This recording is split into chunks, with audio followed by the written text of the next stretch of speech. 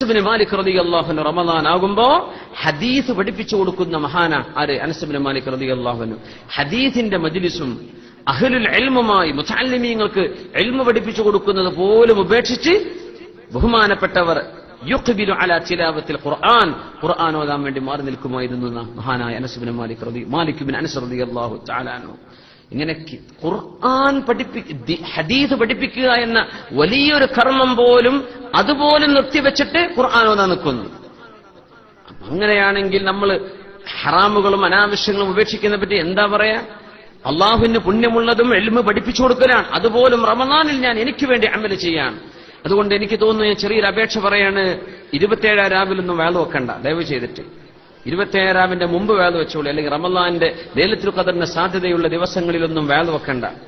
അന്ന് വേള വെച്ച് ഈ കൊല്ലം മുഴുവൻ കേട്ട വേള പ്രാക്ടീസ് ചെയ്യേണ്ട ദിവസങ്ങളാണ് അതൊക്കെ. അന്നും വൈകുന്നേരമാവോളം സുബയാവോളം വേള പറഞ്ഞ് നീച്ചു പോ. അല്ലല്ല, നിങ്ങളൊന്ന് സ്വതക്ക ചെയ്തോ. അന്ന് ഖുർആൻ ഓതിക്കോളൂ, ഒരുമിച്ച് സ്വലാത്ത് ചൊല്ലിക്കോളൂ, തസ്ബീഹ് നിസ്കരിച്ചോളൂ, ഖിയാമുൽ ലൈലാവട്ടെ, ഇബാദത്തുകളാവട്ടെ, ഏതാനും ചില ഇൽമ പഠിക്കാനുള്ള കുറച്ച് ഹദീസുകൾ പറഞ്ഞു മതി എന്നല്ലാതെ നേരം വെളുക്കോളം വേള വിശുദ്ധ റമദാൻ അമലിന് വേണ്ടി മാറ്റിവെച്ചിരുന്നു മാലിക് ബിൻ അനസ് റളിയല്ലാഹു തആല അൻഹു.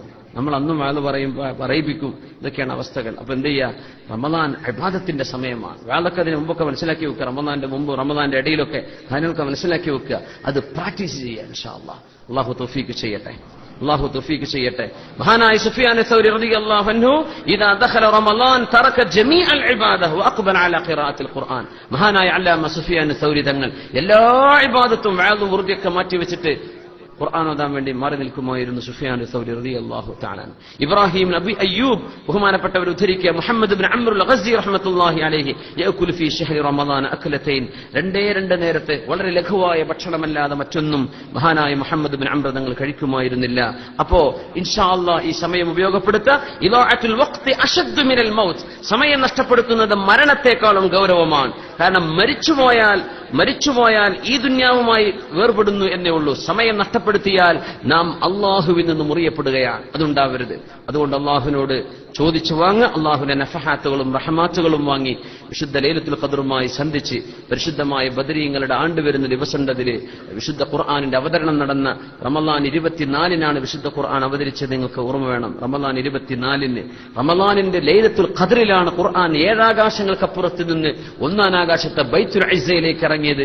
അത് ഒന്നാകെ ഒരുമിച്ച് ലൗഹുൽ മഹ്ഫൂദിൽ നിന്ന് 1-ാം ആകാശത്തെ ബൈത്തുൽ ഇസ്സ എന്ന അള്ളാഹുവിന്റെ പള്ളിയിലേക്ക് മസ്ജിദിലേക്ക് ഇറങ്ങിയതാണ്. ഇന്നാ അൻസൽനാഹു ഫീ ലൈലത്തുൽ ഖദർ.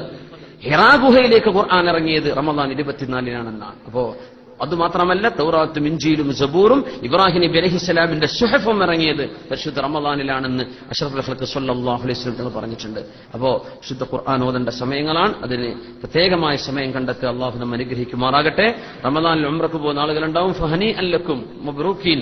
നമുക്ക് അള്ളാഹു ബർക്കത്ത് ചെയ്യട്ടെ. ദുആകൾ ഉൾപ്പെടുത്തണം. കാരണം റമളാനിലെ ഒരു ഉംറ ഹജ്ജത്തൻ മഈ, എന്റെ കൂടെ ചെയ്തൊരു ഹജ്ജിന് തുല്യമാണെന്ന് തിരുനബി സ്വല്ലല്ലാഹു അലൈഹി വസല്ലം. പിന്നെ നമുക്കറിയാം, എല്ലാ ദിവസവും സുബ്ഹി നിസ്കാരം ജമാഅത്തായി നിസ്കരിച്ച് സൂര്യൻ ഉദിക്കുന്നവരെ കാത്തിരുന്ന് ഒരു 20 മിനിറ്റ് കഴിഞ്ഞ് 2 റക്അത്ത് ഇശ്റാഖിന്റെയോ ദുഹയുടെയോ നിസ്കാരം നിസ്കരിച്ചു കഴിഞ്ഞാൽ ഇൻഷാ അല്ലാഹ് അവർക്ക് ഉംറ ചെയ്തതിന്റെ കൂലി കിട്ടുമെന്നും തിരുനബി സ്വല്ലല്ലാഹു അലൈഹി വസല്ലം. കഴിയുന്ന ആളുകളൊക്കെ നോമ്പ് തുറപ്പിക്കുക. ഒരാളെങ്കിലും കൂടെ നോമ്പ് തുറപ്പിക്കുക. എങ്കിൽ നോമ്പ് നോറ്റവന്റെ കൂലി ആൾക്ക് ലഭിക്കും. രാത്രി ഇശാ നിസ്കാരം ജമാഅത്തായി കിട്ടിയാൽ രാത്രി മുഴുവൻ നിസ്കരിച്ച കൂലി കിട്ടും. സുബ്ഹി നിസ്കാരം ജമാഅത്തായി നിസ്കരിച്ചാൽ രാത്രിയുടെ പകുതി നിസ്കരിച്ച കൂലി, ഇശാ നിസ്കാരം നിസ്കരിച്ചാൽ രാത്രിയുടെ പകുതിയും. ഈ രണ്ടും കിട്ടിയ രാത്രി മുഴുവൻ അള്ളാഹുവിനെ വേണ്ടി നിസ്കരിച്ചതിന്റെ പുണ്യം ലഭിക്കുമെന്നാണ്. ഖിയാമുൽ ലൈലും തറാവീഹും 20 റക്അത്ത് തന്നെ ഇൻഷാ അല്ലാഹ് നമുക്ക് നിസ്കരിക്കണം. 4 മദ്ഹബിന്റെ ഇമാമിയങ്ങളും അഭിപ്രായപ്പെട്ടതും ഹദീസുകൾ വിശദീകരിച്ച് വിശകലനം ചെയ്ത് അവർ മനസ്സിലാക്കിയെടുത്തതും 20 റക്അത്ത് എന്നാണ്. ഇൻഷാ അല്ലാഹ് പറ്റുന്നവർ പൂർത്തിയാക്കിയിട്ട് തന്നെ നിസ്കരിക്കണം. അതിലേറെയും ഖിയാമുൽ ലൈലുകളായി 20 തരം ഒതുക്കണ്ട. സുബ്ഹിന്റെ മുമ്പായി എഴുന്നേറ്റ് ഖിയാമുൽ ലൈൽ പറഞ്ഞില്ലേ, രോഗം ഇല്ലാതിരിക്കാനും തെറ്റിലേക്ക് പോവാതിരിക്കാനും ചെയ്തു പോയി തെറ്റ് പൊറുക്കപ്പെടാനും അള്ളാഹുലേക്ക് അടുക്കാനും സ്വാലിഹീങ്ങളുടെ ചര്യയുമാണ്. ദഅബു സ്വാലിഹീൻ വമഖറബു ഖുർബത്തുൻ ലില്ലാഹ് വമദ്ഫഅത്തുൻ ലിദ്ദാ. ശരീരത്തിന് അസുഖം വരാതിരിക്കാനും തെറ്റുകളിലേക്ക് മുകഫിറാത്തുൽ ലിസ്സയ്യിആ, തെറ്റുകൾ പൊറുപ്പിക്കാനും ഒക്കെ അത് കാരണമാണ്. അതുകൊണ്ട് ഖിയാമുൽ ലൈൽ ഞാൻ ഊന്നി പറയാണ്, അതിനുവേണ്ടി അത് നിലനിർത്താൻ നമുക്ക് എല്ലാവർക്കും പരസ്പരം ദുആ ചെയ്യണം. നമുക്കൊക്കെ വേണ്ടി എല്ലാവർക്കും വേണ്ടി ദുആ ചെയ്യണം. നമുക്കൊക്കെ അള്ളാഹു ജീവിതത്തിൽ ഒരുപാട് നന്മകൾ ചെയ്യാൻ തൗഫീക്ക് ചെയ്യട്ടെ ഇൻഷാ അല്ലാഹ്. ഇനി നമുക്ക് റമളാന്റെ സമയത്ത് കാണാൻ പറ്റിയില്ലെങ്കിലും പരിചയപ്പെടാൻ പറ്റിയില്ലെങ്കിലോ നിങ്ങളുടെ ദുആയിലൊക്കെ ഉൾപ്പെടുത്തണം. എല്ലാവർക്കും ഇൻ അഡ്വാൻസ് ഈദ് റമളാനിന്റെ എന്താണ് റമളാൻ കരീം അല്ലെങ്കിൽ റമളാൻ മുബാറക് എന്ന ആശീർവാദങ്ങൾ നമ്മൾ ആശീർവദിക്കുന്നത് തീർച്ചയായും നന്മ ചെയ്യാനുള്ള പ്രചോദനമായിട്ടാണ് ഇൻഷാ അല്ലാഹ്. അല്ലാഹുമ്മ ജഅൽ ഹാദാ റമളാൻ, ഈ റമളാൻ അല്ലാഹുവേ നീ ഞങ്ങൾക്ക് മൗസിമ ഖൈറും വതഅത്തിൻ വസദഖത്തിൻ വഇബാദ, ഒരുപാട് നന്മയും ഒരുപാട് സ്വതക്കയും ഒരുപാട് നല്ല കാര്യങ്ങളും ചെയ്യാനുള്ള അവസരമാക്കി തരണമേ പടച്ചവനെ. നമുക്കും മുസ്ലിം ഉമ്മത്തിനും ഒരു അപകടവും ഒരു പ്രയാസവും ഒരാപത്തും വിപത്തുകളും ഒന്നും സംഭവിക്കാതെ ആ വിശുദ്ധമായ റമളാനും അതിനുശേഷം വരുന്ന ഈദുൽ ഫിത്റും ഒക്കെ അനുഭവിക്കാനും ആഘോഷിക്കാനും ഒക്കെയുള്ള അവസരം മുസ്ലിം ഉമ്മത്തിന്, പ്രത്യേകിച്ചും പ്രയാസങ്ങൾ അനുഭവിക്കുന്ന മുസ്ലിം രാജ്യങ്ങളിൽ അല്ലാഹു തആല ഇതിനൊക്കെ അവസരം അല്ലാഹു എല്ലാവർക്കും നൽകി അനുഗ്രഹിക്കട്ടെ. എല്ലാവരുടെയും ദുആയിലൊക്കെ ഉൾപ്പെടുത്തണം വസിയത്ത്